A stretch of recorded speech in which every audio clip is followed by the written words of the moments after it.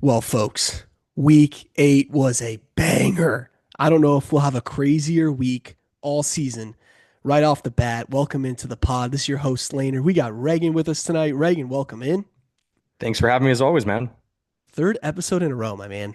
Big shout out to you for last week, jumping on 2 hour plus pods. It was so much fun. Oh yeah. Last week was a blast. Thank you so much for doing it, man. No, total blast, man. Thanks for hooking me up with the sweet merch. Oh, yeah, you got the hat in Got finally. Let's yeah, go. got the hat duckbuckco.com for any listeners, duckbuckco.com. Get yourself 15% off anything in the shop with code LCFP, man. Gonna throw that out there. Appreciate it. Love the support, man. Appreciate it. Absolutely. Both of us rocking the rope hats. Can't beat it. I Oh, like yours with the green bill there. It's sick. yeah, no, it's a good look, man. It's in right now for sure. Let's go. And I want to give a shout out. We had 4 people use the code on Saturday. So, our boy Carter over there hooking it up. We appreciate everybody at DuckBuck. So, shout out to everybody tuning in and using the code. We appreciate it. Hey, last week was fun. I think the first time in the history of the LCFP that we had 3 episodes in a week. It was a blast. This Saturday was insane. We had Vandy win at home. They're hosting game day next weekend. We had another coach fired. We knew it was happening soon. Even though they won, he's gone. Reminiscent of Jimbo Fisher in Texas A&M, just saying, "Yeah, we know you won, but we're moving on." Texas Tech goes down. Arizona State with the big win. Miami, the number 2 Canes go down, and Georgia Tech, my Georgia Tech, Reagan. I No, no, no, doubted no, them. no. I No, doubted no, them. no. You have ceded the territory, my friend. The Georgia fan is now the owner of Georgia Tech on this pod. You ceded that land. The Georgia Tech Fighting Haynes Kings. They're over here with me from the Great Peach State. Come on now. The Fighting Haynes Kings, man. Just Reagan, disrespectful. I hated it. I regretted it instantly. I don't know if you get to have Vandy and Georgia Tech though. I I called Diego Pavia last year, okay? He was my guy last year before they started getting all these ranked wins and getting these betting lines that are their, first time since the 40s where they're favored over LSU. Man, I've been riding with Diego Pavia since he beat Auburn at New Mexico State. He's a dog, baby. Yeah. That guy's an Yeah. Auburn killer. All he does is beat Auburn. Beat Bama too. So Everybody seems to be beating unbelievable. Auburn these days, unfortunately for them. Yeah. Oh my gosh. First of all, the end of that game was as ugly gets. I Yeah. didn't know if Missouri or Auburn wanted to win that game. That was atrocious. Yeah. Uh, it- Ugly game. I flipped it on right there at the end after the Texas Tech game. And you know what? Arizona State, they won. They get the name of the game. But man, Yeah. just an ugly game. Nobody wanted to win. Well hmm said. Yeah. Yeah. I Arizona mean, State gets the huge win. We both mentioned on the pod, don't sleep on these guys. This is the biggest one Texas Tech has left on their schedule. This is a spot where they could get got. And Arizona State, man, Levitt gritted it out. How about him sharing that the week before when he knew he was ruled out, he was crying. He was crying that he couldn't play. That's a guy who loves football, Reagan, who's passionate about it, who loves his team, who loves that program. They get a massive win against the Red Raiders. just a dude you want to have on your team. Throw him in that Haynes King, throw him in that Diego Pavia. I'll say it, throw him in that Gunnar Stockton. Just absolute ballers, man. Absolutely. Ty Gunnar Simpson, Stockton, baller. yeah, no doubt. Gunnar Stockton, speaking of, perfect in the second half. People, when we say on the pod that Georgia and more specifically Kirby Smart is leading a program that is the best in the country consistently at second half adjustments, that's what we mean. In the fourth quarter, they only allowed 13 yards to Ole Miss. The Ole Miss offense that's explosive, one of the best offenses in the country, and Gunnar Stockton went a perfect 12 for 12 in the second half. That's ridiculous, man. Huge win for Georgia over Ole Miss. That was an incredible game in the 3:30 slot. Yeah, we're sitting in a really interesting place where for the first time in Kirby's tenure, the offense is, I don't think, and there's really any questions left. We figured it out. Gunner's our guy. A little upset. Looks like Colby Young fractured tibia, going to be out for a little while. Had that big catch early on. Hopefully he can make his way back this year. But the offense is humming for the first time. It's the defense, and so that's where it's really interesting for me as a fan. And honestly, as a viewer, if the question is, can Kirby Smart figure out how to get as much out of a defense as possible, that's a great place to be. Yeah, that's a So, great take. I Weird year, Reagan, in my opinion. I was just having this conversation with my dad today, watching the Dolphins game, and ooh, I'm Hugh sorry. Freeze. Oh, ugly. It's bad. It's bad. A lot of changes need to happen there. They need a full rebuild. Um, Interesting year with college football where you have Auburn, offensive minded coach Hugh Freeze. That defense is elite. And we've mentioned the USC year, the year, and the Miami year last year. If you put this Auburn defense on any of those three teams with Heisman winners at quarterback, I think they're national championship contenders and probably no doubt they win it.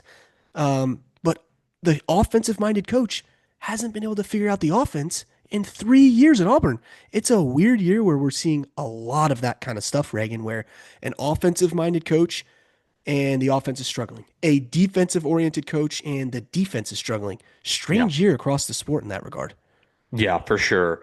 I don't even think you need to put them with a Cam Ward or a Jaden Daniels or any of those kind of like all time, like, man, that you're going to point back to those kind of years. I think you could put them with take Tennessee's offense. Combine that Auburn defense with that Tennessee offense. Take the Georgia offense. Take Alabama's offense. Something that's consistently good to great, not all time. 2020 Bama, 2019 LSU, something like that. But man, it's disappointing. The difference really is number one, while they're not figuring out the offense, they're losing these games, whereas Georgia is not figuring out the defense but winning. And also, he doesn't have the cachet built up of some of Oh, these other yeah, guys. So you're right. Speaking about a guy who does have the reputation built up and got the absolute bag, we mentioned it last week, the third highest paid coach in the sport right now, Kurt Signetti. On another note, is Indiana able to go undefeated this year? last anybody that listened to the Thursday pod saw, my prediction was number one seed overall. I think they're going to go undefeated. I don't know that they're going to get challenged the rest of this regular season, and I think that they're going to beat Ohio State in the Big Ten championship game. They, to me, for what I've seen, we have to take the brand away. It's hard to do. I got it. It's Indiana. It's Indiana football. Love you, Howie. Um, but I think that they are a more complete team right now, whereas Ohio State, clearly the best defense in the country. Offense had a really solid game. It was Wisconsin. It's a Yeah. glorified punching bag, but we'll see. I think that the Big Ten champ is the likely champion this year right now. I don't know that there's that top level anywhere else. But like you said, this is the kind of year where anybody can win this thing. But I Yeah. think they're going to go undefeated. What do you think? Oh, I agree with you I'm going to say in Indiana and Ohio State being the two teams out there who are able to go undefeated and run the table. And if you told 2024 me, hey, in 2025, we're going to see a team run the table and go undefeated in the 12 team playoff era, I would say, you're crazy, man. You're crazy. It's just not happening. Like Oregon looked like a wagon last year. They got the bye and they got smoked, right? Like, and this year I'm like, yeah, Indiana or Ohio State could do it. And Yeah. obviously, there's only a handful of undefeated teams left, but those are the two teams who I think could actually run the table, have an undefeated year, and win three straight games in the playoff. So they're both looking like absolute wagons. I am more on the I think Ohio State will do it side. But I mean, Julian Sainz, a dog. They've got one of the best receiver rooms in the country. And that defense, the Ohio State defense, it's funny how nobody's talking about it because they're so dominant, allowing less than a touchdown a game, allowing 5.6 points per game. Yes, I know they played Wisconsin, but a shutout's a shutout, man. You didn't allow anything on special teams, not even a deep field goal attempt. So Yeah. I give them a lot of credit. No, anytime that you're getting mentioned anywhere in that 2000 and was it 2008 Alabama defense, that 2021 Georgia defense, anytime that you're getting mentioned with those two generational defenses, you know, it's impressive. And then the other thing quickly to touch on is being a fan of that 2021 team. I will tell you, it's a struggle to get a shutout against anybody. And so the Mhm. fact that teams want to get a field goal, they want to get something at the end of the game, to have your third and fourth stringers out there fighting, clawing, and scrapping, it really is a testament to Ryan Day and the culture that he's built there. it really reminds me of that 2021 Georgia defense with Kirby, where the fact that they're out there at the end of the game is over, but they are taking pride in the little things, and Oh that yeah. really, man, that's special. Absolutely. And it does feel like those, late 2000s, early 2010s Saban defenses with Kirby as the DC, Yeah, where, man, we graduated and we lost all these guys. And then the next year, oh, these guys are just as good, maybe if not better. So it's unbelievable the way they're able to replace guys and just next man up, and they're dogs. On the yeah. other side of that one, Wisconsin, if you want to go back and hear our thoughts, listen to last episode. We talked about the downfall there and what's going wrong. Another program that is confusing and what in the world is going on is the Florida State Seminoles. Where in the world do they go from here? I mean, I didn't watch it, but I saw the highlights because that game was a 10:30 Eastern start at Stanford, which is just tough because our buddy Juice, we're hanging out with Colin, FSU fan, and he's like, "Am I really going to stay up for a 10:30 Eastern kickoff?" That is brutal, man. But welcome to the ACC, the All Coast Conference, Reagan. It's I 2025 after all. I never heard that. I like that. I like that. I mean, I think I stole that one from McAfee, the All Coast hey, Conference. no, But yeah, it seemed I like the officials wanted to give Florida State every chance in the world to force overtime last night, and they still couldn't get it done. What's going wrong in Tallahassee? everything. A guy named Jordan Travis graduated a couple of years ago. Post that just you know, I'm glad he seems to be doing well on social media. That leg injury, but Oh, it was you awful. know, I think you actually, Laner, you were the guy that was talking about the stat where Mike Norvell without Jordan Yeah. Travis. You wanna rip that off real quick? Yeah, he What's that was number 7 at? and 21 before yesterday, so now he's 7 and 22 as the head coach at Florida State without Jordan Travis as his starting quarterback. That's And bad. it is. First of all, I hope Tommy Castellanos is okay. That was a Yeah. ugly hit at the end of that game. I didn't watch it myself. I made it to halftime before I passed out. Yeah. And I hope he's okay for one. And then for two, just the fall off, man, where nobody started hotter. Nobody had a bigger win week one. And they were rolling. They rolled a couple of bad teams, and then they got to Virginia, and the wheels have just fallen off that wagon hard. The way that this coaching cycle is looking, man, I wouldn't be shocked. Teams are going out there and they're making swings right now, and nothing would shock me right now. Yeah. Yeah. Speaking of the coaching carousel, obviously the news dropped today. We're recording this Sunday night, October 19th. Billy Napier's gone. You called it, Reagan. You let us know some inside info last episode and said, hey, win or lose this Saturday, this is probably Billy's last day, and the news is going to drop on Sunday. 2 weeks in a row now with a massive head coach vacancy. Two, I would say, top 10 jobs in the country now wide open back to back weeks. This is a crazy cycle on top of the fact that Arkansas is already open. Oklahoma State's open with a legendary coach, Mike Gundy, ending his tenure there. I think this could be the craziest coaching carousel we've ever seen. Oh, I wouldn't be shocked by that. And let's not Virginia Tech. Let's not Yeah, forget Virginia about your Tech, you're little right. the Beamer conspiracy, especially yeah, man. What an ugly game. Yeah. I know we're jumping all over the place, but man, that conspiracy is looking a little better day by day. Nothing would shock me right now with this coaching carousel. I think Pate was really the first guy to get all over this, talking Hmm. about that there is some real coaching jobs that are going to be open. I think that again, we talked about it Thursday. The amount of money that is in the sport right now, you're playing with monopoly money. Yep. $50 million buyout here, $30 million buyout there, and on top of you have to pay your roster. Yeah. But man, these universities, they're making so much money off these TV deals, man, that Yep. they got to stay Oh, yeah. relevant. Absolutely. And man, honestly, we don't dig into viewership much, but how happy is ABC right now that they got the exclusive rights to the SEC? Think about the triple header that they had, Reagan. They had the best game by far at every slot yesterday, back to back to back. For context, for those of you who don't understand, like Fox has their one big slot at noon, CBS has their one big slot at 3:30, and NBC has their one big slot at night. And all three of those were outperformed by three back to back on ABC SEC matchups. Vandy LSU at noon, absolute cinema. Georgia Ole Miss at 3:30, ridiculously unbelievable football game. And the nightcap, the third Saturday of October, was the worst game of them all. And it Yeah. still had some absolutely electric moments in it. And I'm I want to break this down really quick for the viewers because I know you're the Bama guy, so nobody wants to be the guy talking about their team off a huge win. Uh, I think Tennessee should be really mad at themselves because they did everything possible to hand that game. Bama, all the credit, clean football game. They took it, they earned it. I'm not poo-pooing that at all.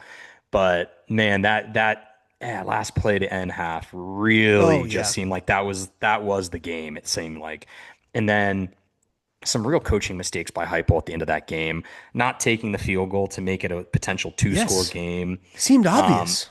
it seemed obvious. It was like 4th and 7 or 8. It was a long fourth down. It wasn't Yep. like a 4th and 1 or a 4th and 2. And Take the again, points. you take the points, you keep the game going. You know, just the kind of game where Tennessee fans, my brother's a Tennessee fan, obviously. He was texting me, and this is the epitome of a what if game.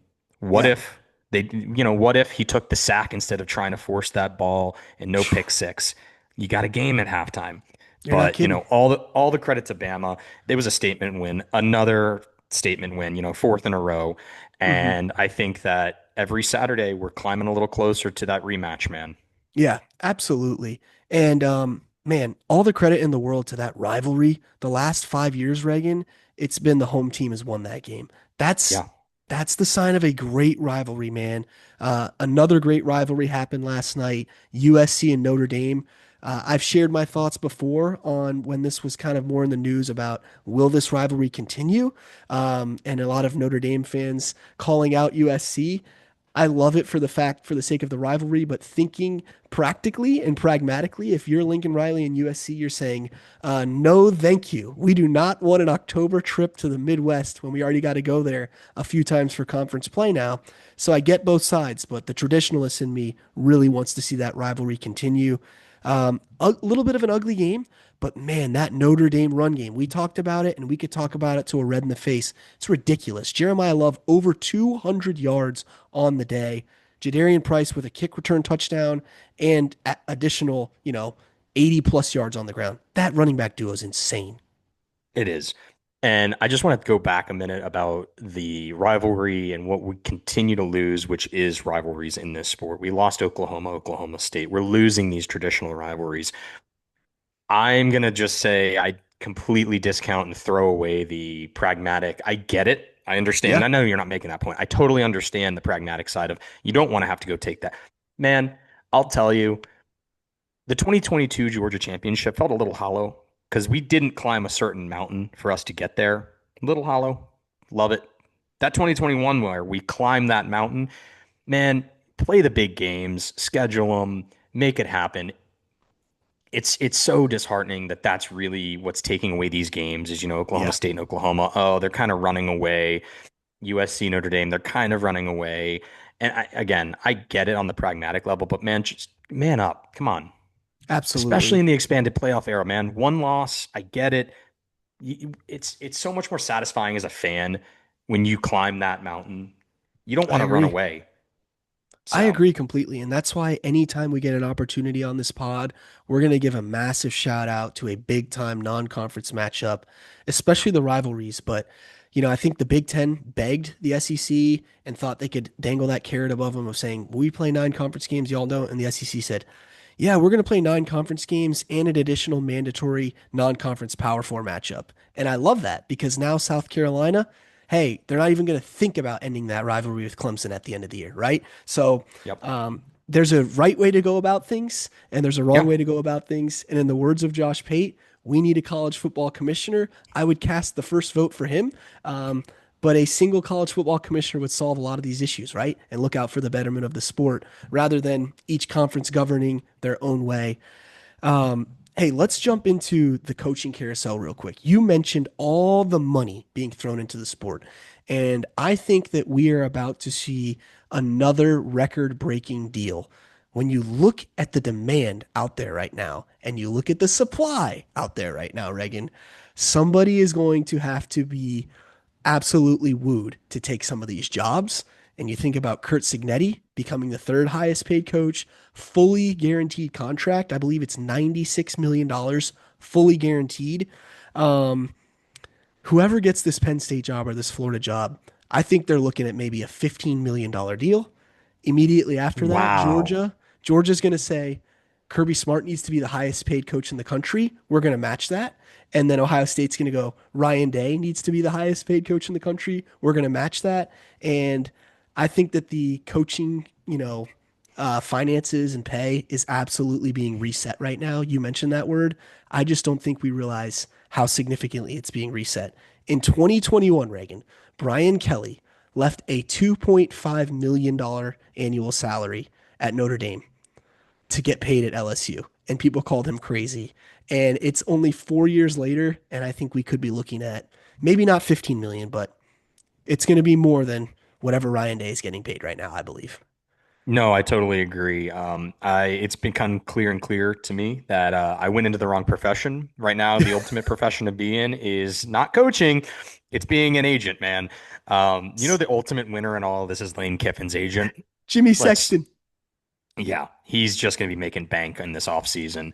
Um, that's really shocking. I don't know that the Florida job or the Penn State job is a $15 million. Maybe like, man, that's crazy. It definitely could be, but those are huge jobs. I totally agree with you that the Kirby Smart thing and the Ryan Day thing, they're going to continue to be one and two, Yep. just whoever got paid last.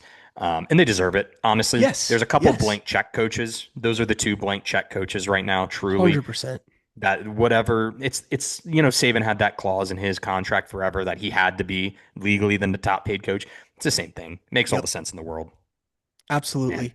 I just don't think people are prepared for this because if you want to pull, let's say a Marcus Freeman away from Notre Dame, you got to convince him to walk away from a really good job, a school that you are set up ideally in this modern landscape of the sport. You get to keep playing your rivals every year and you get to make them look bad if they walk away from it. And you have a great path to the playoff. If you want to even try to take a chance at a Matt Rule walking away from Nebraska, you got to pay him, man. And I don't know, dude. I think it's the supply and demand factor is there's a lot of supply right now, man. I I mean, think a lot of demand right now and not a lot of supply. So, I totally agree. And I think that I really do, now that we're starting to really get into this, I think you're going to see a couple more Kirk Signetti kind of deals to try and lock these guys in. I yes. wouldn't be shocked if Notre Dame came back to the table and gave Marcus Freeman a pretty hefty extension with a bigger payday.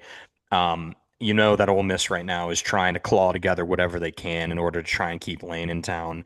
I wouldn't be shocked to see some of these bigger coaches that there's a little bit of rumor here or there. Maybe Nebraska tries to keep Rule. Yeah, Wouldn't be shocked at all. absolutely. Oh, man. One final thought on this, and if you want to comment on it too, Reagan, if not, just take us somewhere else. But Cole Kubelik was on the Josh Pate show last week, and he mentioned Indiana. And we talked about how, man, that's probably an anomaly. A guy that age coming from the G5 and doing a great job. The one thing, man, is a lot of these G5 coaches are able to produce a lot with a little. They don't have the resources, they don't have the facilities, they don't have the funding, but they're putting out results on the field. We've mentioned them a lot, kind of in a not in a light-hearted way, but just in like a let's make sure we mention these guys. I want to make everyone very clear that's listening. There are a lot of really good G5 coaches right now that some of these schools, should they take a chance on them, I think that they will be successful. The question is, can you convince the boosters, the donors, the president, whoever, to go with somebody that's a no name and give them their first big shot? Because I think Alex Golish, if somebody takes a shot on him, they're going to be very happy with that decision. And there's several other guys out there like that. No, and I think that I totally agree with you. I think the one that comes to mind was Alex Golish, potentially with ties to Florida, with how good that he's done at USF. But from what I've been told again, from a pretty good source inside, the Florida booster world, they're going to go with somebody from the P4 because they need to make that splash. And to be honest, it's kind of the mark of like somebody that's not all that serious in my mind, where you're going to put splash and pizzazz and flash over substance. Yeah. I don't love that.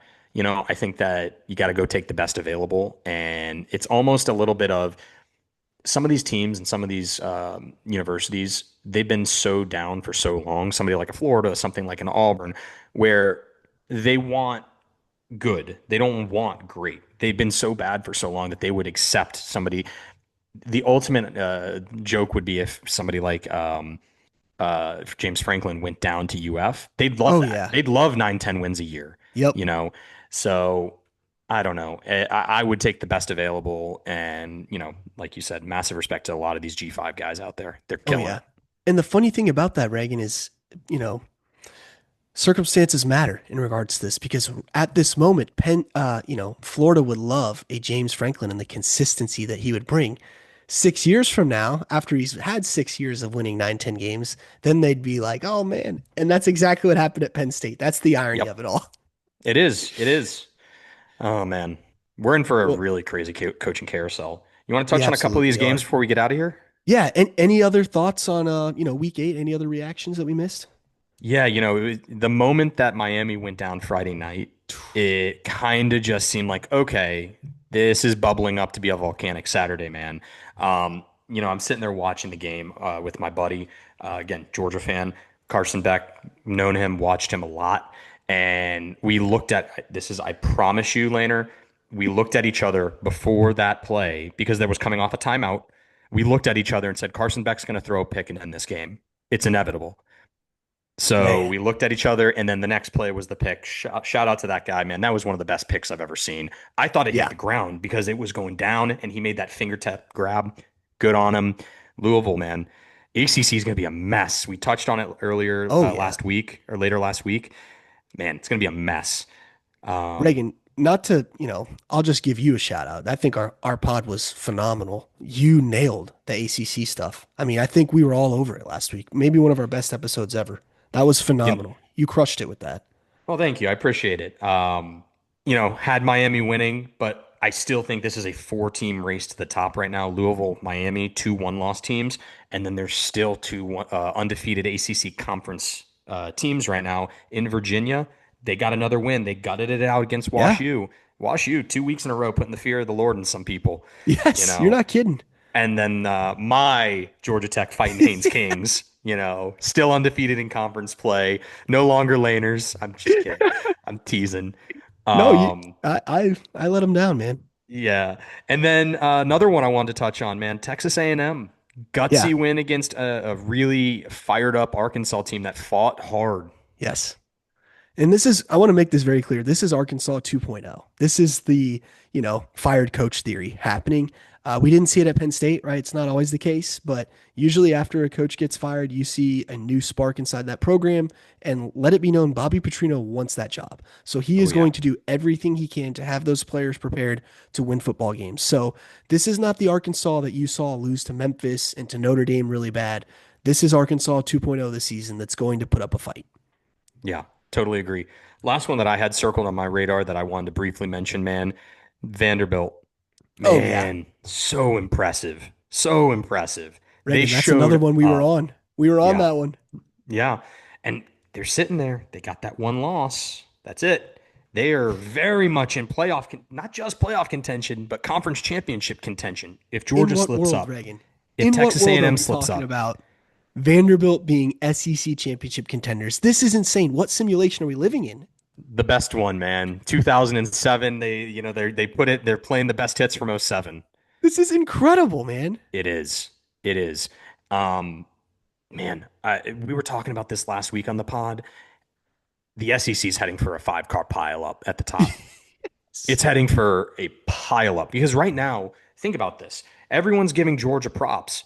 Georgia does not control its own destiny when it comes to the conference championship. Mm-mm. Does not. No. Alabama, they got the tiebreaker over them, and they're undefeated, so they've got a two-game edge on them. And then Texas A&M is still undefeated. Yep. Now It's they've got some big games coming up, so who knows what that'll end up. But man, 100%. But it's honestly, Reagan, it's in a different way. It's the same thing as the ACC, where not every team's going to play each other, but we could have, a tie. It's probably going to come down to a tiebreak, is what it is at the end of the day, which that's what is happened just last year. unfortunate. It is. It happened last year. And We that's got the that's tiebreak. again when we talk about on the pod why we don't like expansion, that's another one of the reasons right there. When you can't even play everybody in your conference or you have too many to have divisions and it's going to come down to a tiebreak every year, that's not what we want, man. We want to see that settled on the field. We don't want to see that solved by a math equation. Yeah, no, I totally agree. And I don't know what happens if Georgia were to win out because we don't play Vanderbilt. What happens if Vanderbilt wins out? What Right. happens? Do they play A&M? I don't know. And then what happens if Bama wins out? Then you've got a bunch of, Yeah. teams. Again, I think we're heading for a total pile up. Yeah, again, like you said, A&M and Bama are the two undefeated in SEC play, but the do we really think both of those are going to go unscathed the rest of the year? I'm skeptical of that, man. I think there's one or two losses in there for just about everybody left. Oh, And totally agree. while we're talking about all this stuff, man, Jeff Brom's a name that we haven't mentioned. Maybe he gets a job. And I want to read this stat for you, Reagan, because this is phenomenal. Jeff Brom, and we can close it here. I know we both got to run, but Jeff Brom is the king of upsets in college football. All the way back to 2018 when he was at Purdue, he beat number 2 Ohio State 49-20 convincingly. He beat number 2 Iowa in 2021 24-7. He beat number 3 Michigan State that same year 40-29. And then he makes the jump to the ACC, goes to Louisville, and he's beaten number 10 Notre Dame, number 11 Clemson, and now number 2 Miami. This guy is the king of upsets and probably the least talked about great coach in the sport right now. Yeah. No, I mean, look, we've been just talking coaching carousel for like the last week or two, and he's not come up until right now. Shout out for you for shouting him out, man. Totally agree. I it's gonna be wild. It's gonna be so wild to see what happens with these jobs. And Reagan, shout out to you for saying what we've all been thinking, what somebody had to say. Can Miami do it? Because this has been the same story the last few years, and now it's a broken record. I hate it for Miami. I wish they could have got over the hump. I love it for college football. I love it for Coach Brom in Louisville. And good for Miller Moss, man. He got out of USC. He kind of took the fall in a similar way as Carson Beck did with Georgia.